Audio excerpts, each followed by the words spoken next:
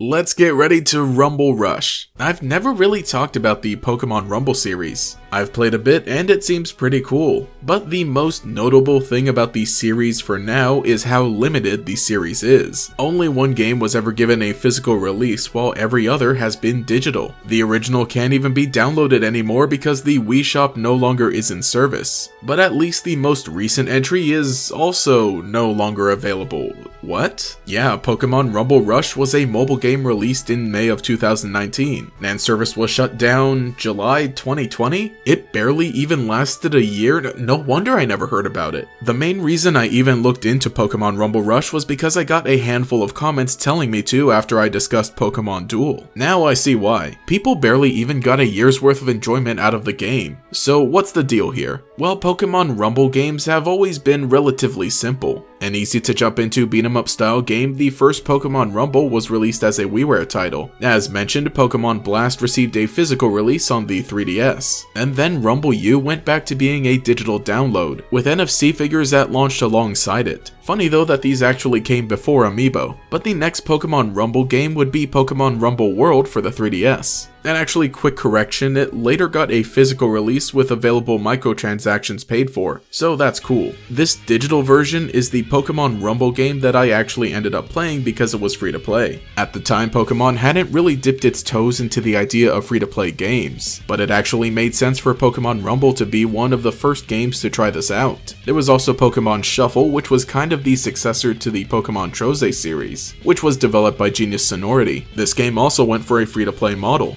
It felt kind of odd for Pokémon games to go with this style, but really it was just the stepping stone for Pokémon's eventual leap onto mobile devices. And so we ended up getting a bunch of Pokémon mobile games. Shuffle was even ported to smartphones later on, but while Pokémon games were new experiences that could only work on a mobile device like Pokémon Go, or were so simple that their structure as a mobile game just worked, like Magikarp Jump, Pokémon Rumble Rush was the one mobile game that attempted to be the next step for the entire series. The gameplay is mostly similar to Pokémon Rumble, in the sense that you control a toy Pokémon that runs through a course, beating up other toy Pokémon, until reaching the very end where you face a boss. A nice and simple gameplay loop that was proven to work in the previous entries. But Pokémon Rumble Rush was apparently even more simplified, with movement being automatic and each Pokémon only having one attack, and courses being relatively short. The only real input from the player is tapping the screen. To me, it seems like a downgrade for the series, but a fine enough game to play on the go. From the promotional images, you could see that the Nintendo Miis were utilized in the game,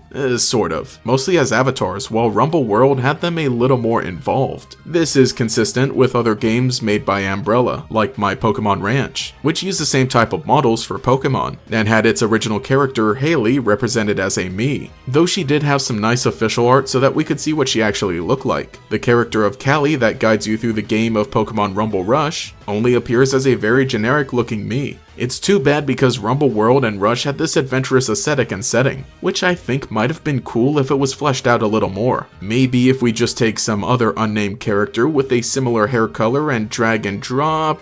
There we go. I don't know exactly if I could say anything deeper about the gameplay of a game that I never played and has been shut down. But the more curious question would be, what happened? Well, Pokémon spin-off games are kind of in a weird place right now. In the past, Nintendo always had a handheld console and a home console, so the ways in which the Pokémon games were distributed made complete sense. A big adventure like Pokémon Colosseum could only be on a home console, while a quick puzzle game like Pokémon Troze worked best on a handheld. With the Nintendo Switch being a hybrid console, Nintendo has basically made the smartphone its secondary console for smaller games. With smartphones having no link to the eShop, they already feel disconnected. It feels as if you need to go out of your way to play a Nintendo mobile game, simply because more Nintendo fans prefer to play a video game on a Nintendo console. Again, Pokemon Go really only works on a smartphone, but realistically, why couldn't every other free-to-play Pokemon game be on the Switch? That's where the majority of Pokemon fans are likely playing their modern Pokemon games. It would make each of them feel more substantial as well. We've seen that this already works with Pokemon Quest, Pokemon Cafe Mix, and Pokemon Unite, as they're all available on both smartphones and the Switch. and Unite, being a larger game and experience, really benefited from this. The 3DS was already the testing ground with Rumble World and Shuffle, so why not just continue on the Switch eShop? That would have allowed the game to include even more and be the next step forward. Although I do think that Rumble Rush had an unfortunate release date. It came out only a few months before Pokémon Masters, which ended up being the Pokémon mobile game. Rumble Rush was overshadowed by a better game, and so it couldn't gain the traction it needed from fans who had never played it. And with the changes made, it likely had a hard time bringing in fans of the entire Rumble series. There was also very little talk about it, this being the year of Pokémon Sword and Shield's release, which lit the internet on fire, for better or for worse. Being a free-to-play mobile game from a series that already wasn't the most popular among even Pokémon fans, it almost had no chance. Had it been released in, say, 2017, it might have gained a little more traction and stayed around a little longer, though I still expect it would have shut down in 2020. The real reason being that the game was probably discontinued because the company that developed it, Umbrella, was disbanded in October of 2020.